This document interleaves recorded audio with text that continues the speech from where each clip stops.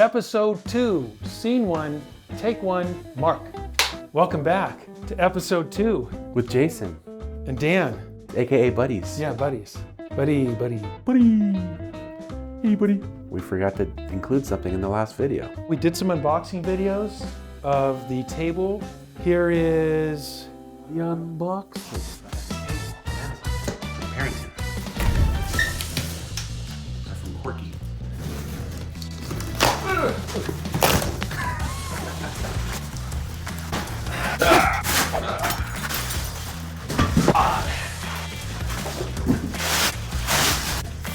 Ooh, look at that quality. Why is your chair there and my chair is not? I expect me to send me everything. Simple. Unlike your chairs. Huh?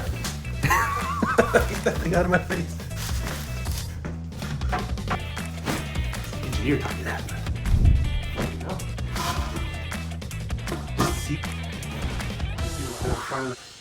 Ooh.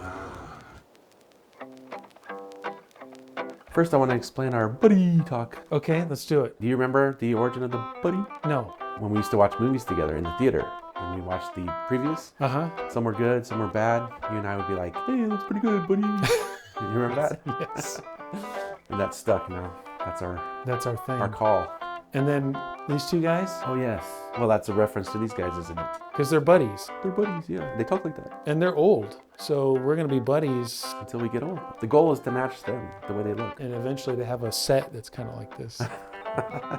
Then that'll be full circle. That's Yeah. the end game. Our end game is to end up on the Muppets with these two guys. So that's the buddy. If you hear that, Buddy. now you know. Episode 2. What did we learn from the first one? You tell me, because you were the editor primarily. Actually, all of it. Well, energy level, Hopefully, we're going to offset each other enough to make it interesting. an awareness that there's a camera that we're playing to. Right, we're learning that, aren't we? Because Yeah. we talked about breaking the fourth wall, but we also want to include the audience. So how do we do that and not be too distracting like I think I was last time? How were you distracting? I was trying to talk to the person there often. If either of us do that too much, it's going to distract, I think. And I'll get jealous because I'll feel like you're talking more to them than me. Okay, that's something that I just learned something. Lighting was an issue. Lighting is still an issue for us because we still are combating this window. Since we don't have enough light on that end, we're still having to expose for us because we don't have enough light to, what am I trying to say? You said it better earlier. You had to counter it basically, but there was a better terminology you used. Exposure? There's another professional term that you used. I did? Yeah. Uh-oh. Well, I think just to counter this problem of this light, you have to flood us with light, right? Yeah, okay. No, that's not what I want to say. God! Here we go. This is what I want to say. No, that's not what I want to say. What was your question? How do we deal with this problem of light coming in this way? Good question. That is a problem. We have this window, it's flooding this part of us with light, and that's great, that's what we want. If I expose for the window, then this part, the camera side, goes dark. So we need to be able to light up this side of our face. And there's a focal problem too, right? Yeah, if I close down our iris, I expose for the window. I can drop on some ND filters, but I don't want to do that. I actually want to close down the iris because I want more things in focus. You're trying to achieve a certain depth, I guess, right? Which is not happening right now. Yeah, it's kind of a flat look. When you guys are looking at us, your eyes will probably naturally go towards the center where it's the brightest. Not necessarily to you or myself, it'll go to the window. Right. What we have to do is cut that light down so that the trees and the sky and everything's exposed really nicely, and we're not dealing with a Competitor. There you go. And we're dealing with a really small space. So there's not a lot of place to put lights. This is much more complicated than I initially thought it would be. We got 2 lights here. I knew this would be some kind of an issue. I didn't realize it would be that much of an issue, and I'm definitely learning about lighting being a really key element to all this. And one thing I've noticed or realized is yesterday you and I met to talk about today, and I was very tired yesterday because it was Saturday. We both had our long weeks of work. All those actors that do, especially sitcoms where they work for several days at a time, first thing in the morning, all day pretty much. I used to work at the Warner Brothers lot, and I remember watching the people shoot in the middle, and they would do that every single day, and I was thinking, wow, that takes a lot of stamina. I'm sure you have up and down days, and that would be really hard to like muster the energy you need to, or just fatigue even. So it definitely gave me a new appreciation for actors and how hard it actually is. Because we think of all the money they make and how fun it is, but there's actually... It's a lot of work.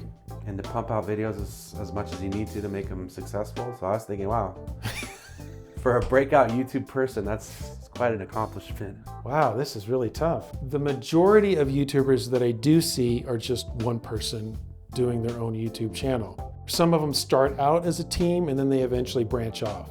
Do you see any complexity as a partnership in a YouTube channel? It's just the time management, right? Like right, your scheduling, my scheduling, your family, my family. Yeah. Working all that out is And I've heard some tricky. YouTubers, like the ones I watch that are single, and they say that's the benefit, you know, Yeah. because they can do it on their own time. And whenever they want.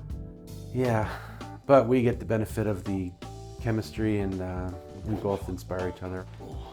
1, 2. You said you're gonna do 50. That's 3. Yeah. Okay, that's it. I told you couldn't do it. That was only 4. Well, I was doing some before we started. You get all red when you do that. I know, it's good. Throw out the lighting.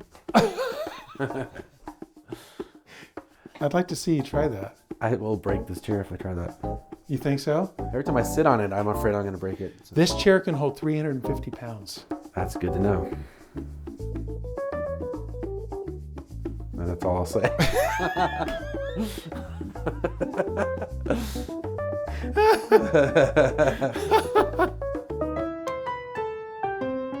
We've realized some things. We realize we probably need a bigger table, even though it's functioning all right. Did he just fall down? Do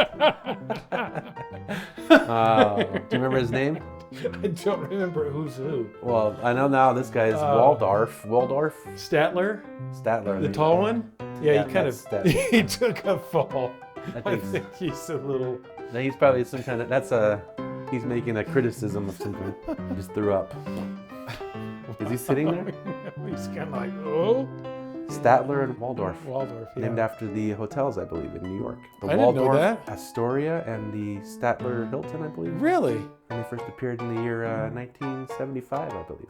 How do I know that? I don't know. I don't know how you know that, but I will say these guys were always the most entertaining to me. And me too, I don't know why. Hearing them grumble and complain or whatever they Yeah, more so comments than they make. Kermit, I would say even.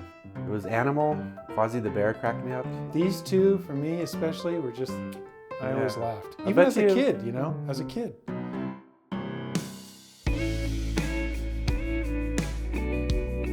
How do we sign off? Do we just walk off? Yeah, it's funny how awkward this is, isn't it? How do they sign off? Go away! Do something better with your time. Dan, Jason. this has been fun. Yes. Thanks for enlightening and thanks for next- the entertaining. Yeah, what? We'll see you, In 2 weeks. Is that it? Or that's it? I think. I don't know. We have high five. That was a lousy high five. Yeah, we're good. Yeah. That's it. You're out. That might be the take right there. We got to work that out. Yeah. We need some kind of magical device. Okay.